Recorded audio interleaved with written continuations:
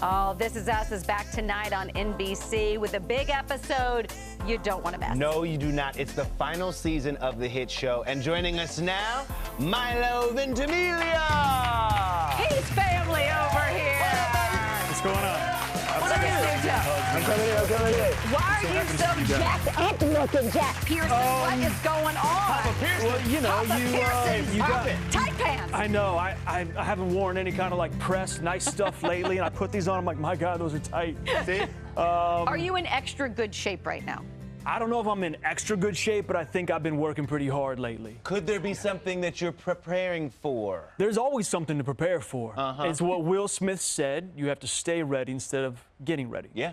But So stay Milo, ready. we're thinking about your career. Scott and I were talking before you came out, and way back, I feel like each show you've been on has been a winning show, from Gilmore Girls to Heroes, all of your steps to now this. What do you attribute that to? Oh, hopefully just, you know, being a decent person, a good person. Like I used to kind of crack a joke and say, if I'm not the best actor, at least I'm a nice guy. There you go. You know, and I've learned that from the best. I've been on a lot of great sets, from Will Smith to, you know, sets with Nicole Kidman. They're all really good, really decent people. So, you know, I bust my ass at acting, but at the same time, it's like, you just be a good person. Are you Jack Pearson nice? I hope so. That part. I mean, maybe Jack Broad got it from me. I don't know. There you I go. don't know. There, he said it got it from me. Do you remember everybody on the cast told us they call you Papa Pearson. Bear? Yeah. Papa Bear. Papa Pearson. Yeah. I know. Is that the sweetest Come thing? on. It's pretty nice. I mean, first of all, what a wonderful cast that we have, accompanied by a wonderful crew. I mean, you guys, you know, you work on sets. You've been doing this a very long time, and you know your crew becomes your family, your crew, not just the cast you see in front of the camera, but your crew, the entirety of the group that is part of production. And we've held on to, I would say, about 94 to 95% of our group since the beginning. That. A lot of people attribute the success of This Is Us to the cast, the crew, that kind of thing. But we had maybe thought it was the buns, at least episode one. Episode one. Sure. I mean, are we lying? Yeah. Were they yours or were they stunt buns? They were mine. That's me walking through. My rear end preceded my face on national television of like the biggest show on broadcast. And now you're on have a star on the Hollywood Walk of Fame. Let's give it up. I mean, come on. Thank you. It's pretty cool, man. Yeah, it's surreal, and you know, it may say Milo Ventimiglia, and it may be next to Mandy Moore's, which is very exciting for me. But that to me is the makeup of 26 years of people that I've been fortunate enough to work with, that I've learned from, that I've been inspired by. There's my name on Hollywood Boulevard, right in front of Maya's Hollywood shoes. It's wonderful. I got chills right there. Wait, you also thanked Steve Harvey. I did. We were kind of confused. So everybody, if you go back and like listen to what I was saying, and I was talking about a lot of different names. I mean, B.B. King was in there. Yeah.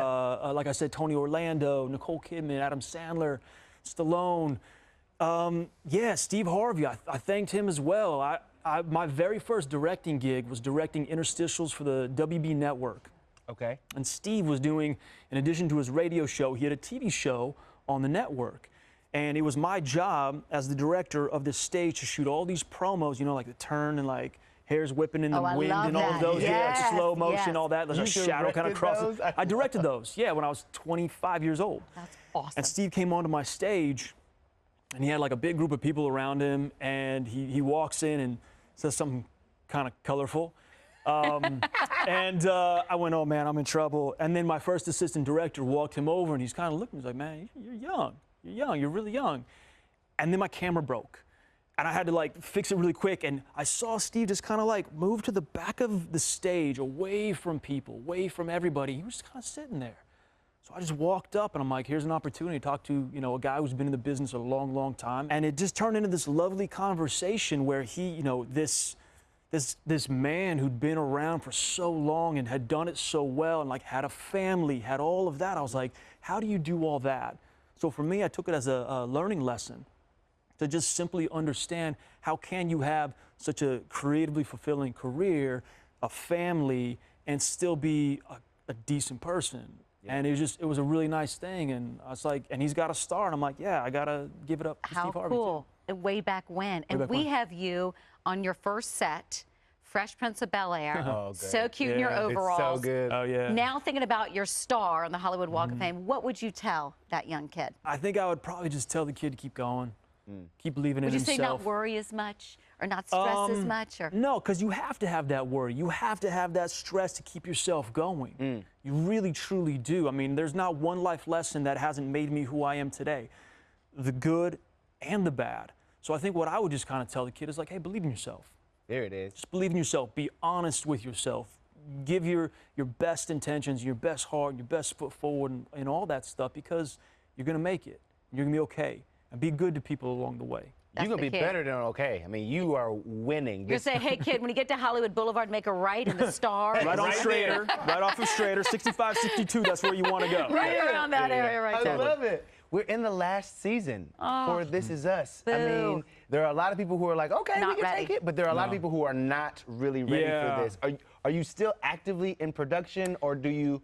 Yes. Have you finished? No, we are. We're kind of right in the middle of it. We're actually right in the middle of a trilogy that myself, Mandy, and Justin Hartley are all directing. Wow. And then we've got about 8 more episodes following that. So I mean, we're in the middle of it. I'm sure probably toward the end, you know, by end of March, beginning of April, we'll all start to hang out around set a little bit longer and just kind of linger, you know, with our friends, just soak it all in. I mean, if you go in understanding that it's going to have a natural ending, whether planned or unplanned, but you go in understanding that's going to happen, well, then you're soaking up the memories and the moments and the people, and you're hanging on to them. You're collecting all of this into this beautiful, just, you know, picture book of your own in your own head and your own heart, where you get to not ever forget these people because they've made such a huge impact on you. But at the same time, I'm like, okay, I've done that, and I enjoyed it, and I would very much like to get a haircut. So you're ready, and shave. You're going to be fine. We're not going to be okay. I was gonna say, We're not ready. He said the word emotional, and I was like, is my chest tightening up? What is happening? And tonight's episode, we're hearing it's a tearjerker. Without giving too much away, can we say sort of what you're going to be? I mean, you know, if anybody's looked at the, you know, what's next to come, you know, it's an episode about loss. We've lost enough. I was going to say, no more, Milo. But it's a different. It's personal to Jack. You know, it's the loss of his mother. You know, so. Well, here's a clip from tonight's show. Roll this. It doesn't seem real. I feel like the phone's gonna ring on Sunday. She'll ask about the kids. After a few minutes of catching up, she'll say what she always says. Don't let me keep you.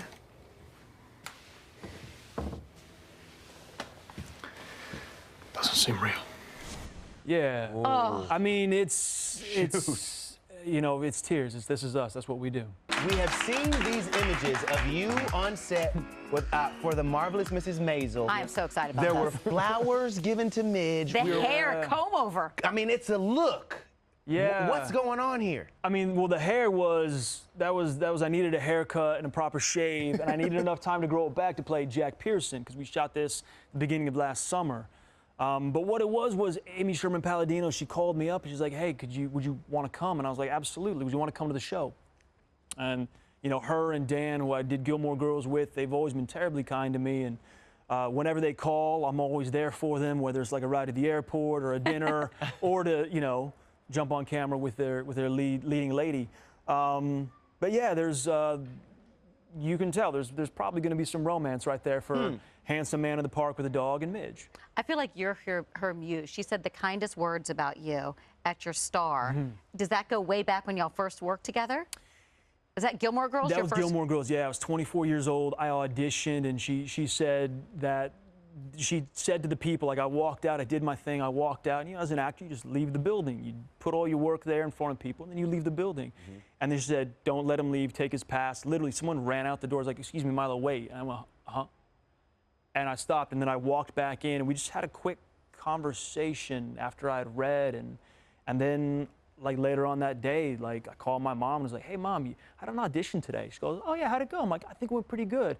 You know that show, Gilmore Girls? She goes, oh, I love that show. Love and I'm that like, show. yeah. Well, I got a job. She goes, oh, that's great. You're going to be on an episode? I'm like, I'm going to be a regular on it for a little while. So. Come on. Yeah, it's pretty fun. Wild. Yeah. Now, I know your roles some have been very serious, some have been dramatic, others have been like almost thrilling. We've heard that you are dying to do the comedy situation, so that you've been trying your comedy routine in some of the comedy clubs here. You're doing stand-up. Los Angeles. I'm doing stand-up now? Yeah, that's what we heard. I didn't realize. The funny thing is, actually, I did a movie where I played a stand-up comic who wasn't very funny. He was more Lenny Bruce-esque. Okay. So, you know, taking a situation that's uncomfortable and talking about it aloud. Fun little film, but it didn't do too well. But I started in comedy. I mean, I was doing sitcoms. I was doing all that kind of stuff when I was coming up. I love comedy. And then, you know, working with Adam Sandler. Come on. Did 2 films with Sandler, both of them playing a complete idiot. So I know how Adam feels about me. What's harder or easier for you, the drama or the comedy? I don't think there's one that's harder or easier, but they're both a blast. I mean, when I was on set with Adam and like all these legendary, you know, comics. I mean, Chris Rock was there, and I just so many great comedians and just like comics, just people of a humorous, you know. Do you find yourself trying to be funny with them or just staying in your lane? You can't. You can't. That's the key with funny you people. almost don't say anything. Don't do it. You almost just listen and laugh. Yes. But on an Adam Sandler set, you actually have to come very prepared. Like, he'll do what's scripted, and then he'll go off and riddle like 5 or 6 different jokes, and then he'll kind of look to you like, what do you got? Oh, God. Like, what do you got for him? Like, you got to give him a joke. And the thing is, like, everyone just kind of does that. They all float jokes back and forth around. And so then I started getting into where I'd really over-prepare. Oh, I love this.